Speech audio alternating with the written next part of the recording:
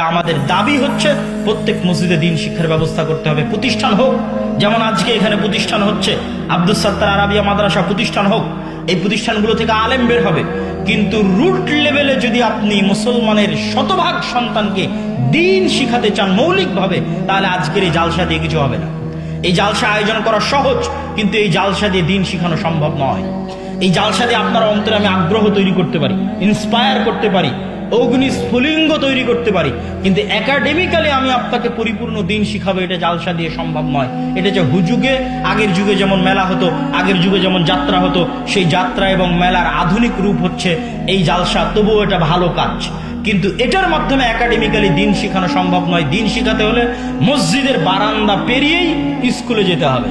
কোন মুসলমানের সন্তান যেন মসজিদের বারান্দা না পেরিয়ে স্কুলে না যায়, এই ব্যবস্থা নিশ্চিত করতে হবে। আর মসজিদের টাইলস খুলে বাজারে বিক্রি করে মক্তব চালু করতে হবে, আর মসজিদের এসি খুলে বাজারে বিক্রি করে মক্তব চালু করতে হবে।